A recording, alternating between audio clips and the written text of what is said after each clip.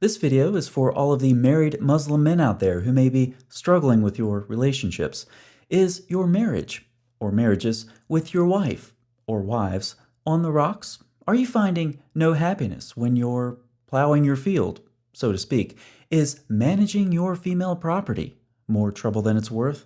I suggest it's because you have strayed too far from Muhammad's example and sacred Islamic law. So, to help out, I present to you 5 steps to a happy Muslim marriage. Step 1, marry young. Nope, younger.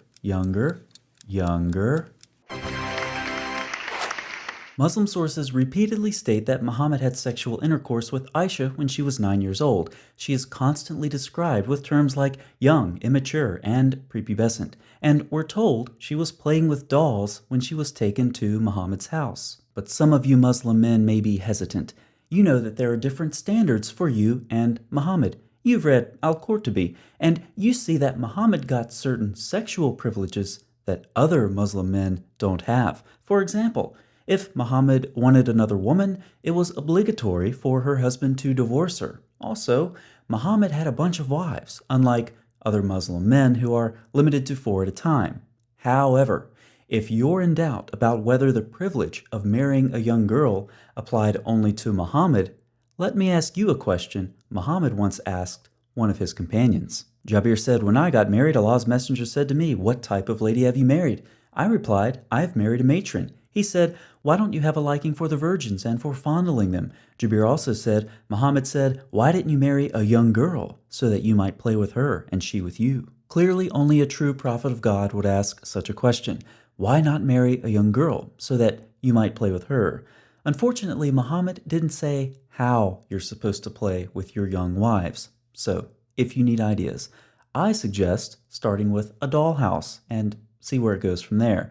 And of course, in the opinions of numerous Muslim commentators across the centuries, the waiting period in Surah 65:4, which is required for divorce if the marriage is consummated, applies to prepubescent girls as well. Ibn Kathir tells us that the waiting period for the old is the same as for the young who have not yet reached the age of menstruation, and the filthy ignoramus Maududi gleefully proclaims that the Quran allows both marriage and intercourse with prepubescent girls. So there you have it, Muslim men. Marrying young is allowed by your prophet and your God, as if there's even a relevant difference between the two. So go do step 1, marry a young one. This is sure to add an extra dynamic into your other failing marriages. Who knows, your other wives might even enjoy babysitting.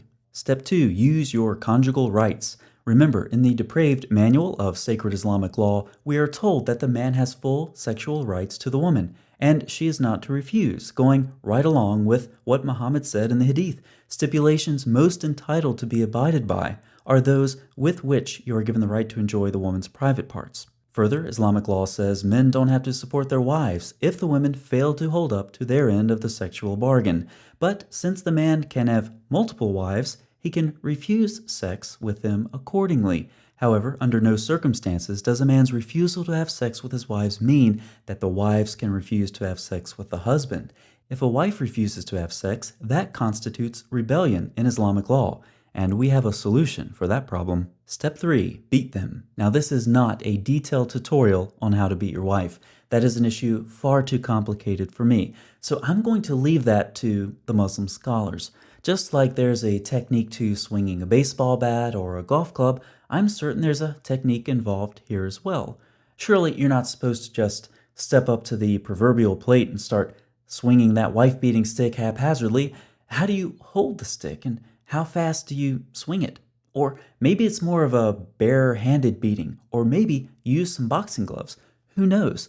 But thankfully, there are some very helpful YouTube videos with authorities from the religion of wife beating to help answer some of these questions. But for our purposes, when we think of physical discipline, perhaps the first thing that comes to mind is spanking a child. This works especially well since, according to Islamic law, your wife may actually be a child. However, does physical discipline still apply in the unfortunate event your wife is an adult? Sure does. Allah clarifies. But those wives from whom you fear arrogance, advise them, if they persist, forsake them in bed, and finally strike them. But how do you know when exactly you can beat her? Anytime she's being rebellious, which includes all kinds of things like leaving the house without permission or refusing sex with the husband.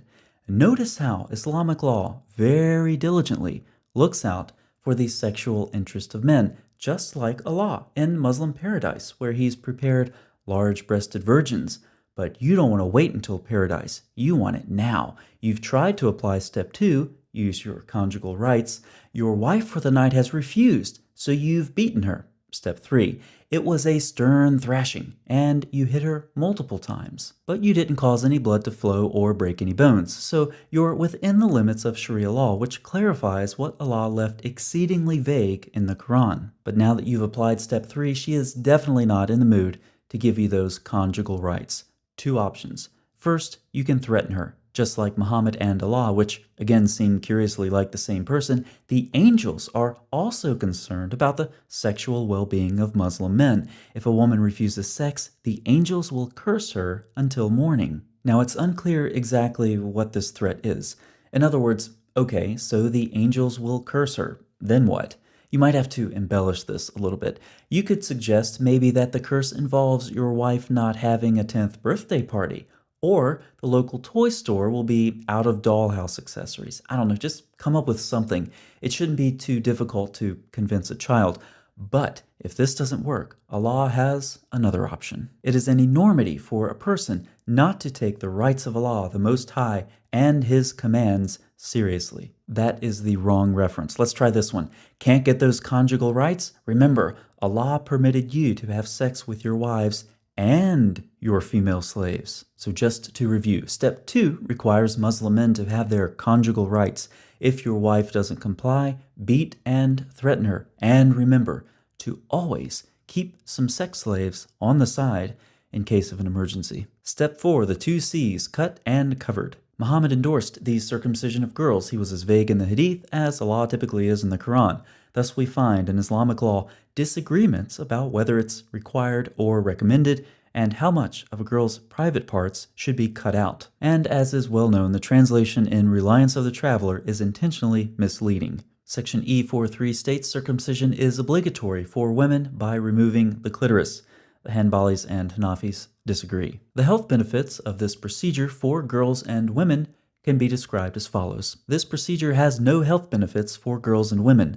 The procedures can cause severe bleeding, problems urinating, cysts, infections, infertility, complications in childbirth, and increased risk of newborn deaths. I guess Muhammad, with all of his scientific knowledge, just couldn't figure this one out. It is a violation of human rights of girls and women. Of course, whether or not this is a violation of women's rights in Islam can be debated, since you can't violate something you never had in the first place. The second C, keep those things covered, like Umar told you to. Narrated Umar, my Lord agreed with me in 3 things. What's the second thing, Umar? And as regards the veiling of women, I said, O Allah's messenger, I wish you ordered your wives to cover themselves from the men, because good and bad and blah, blah, blah. So the verse of the veiling of women was revealed. All Umar had to do was drop a quarter into Muhammad's vending machine of Quranic verses, and out popped a revelation from Allah on the veiling of women.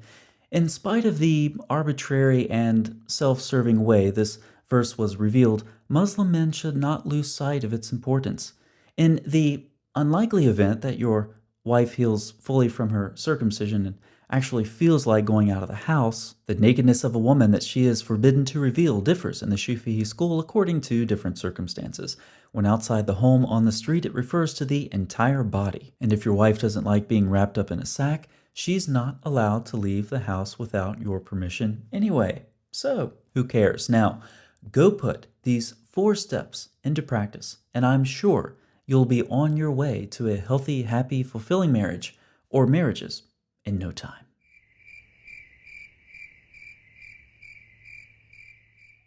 Back again? Steps 1 through 4 failed you?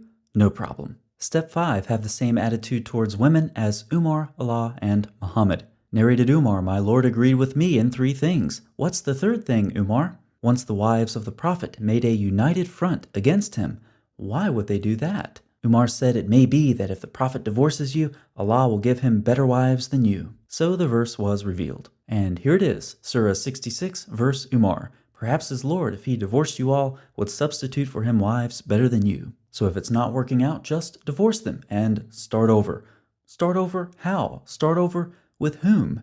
If you're asking those questions, you fail to see the miracle of Islamic law. If you get to step 5 and fail, you start over at step 1, marry young. Thus, you can never exhaust this simple 5-step process for a healthy marriage. If you fail the first time, just repeat the same process over and over again, expecting different results.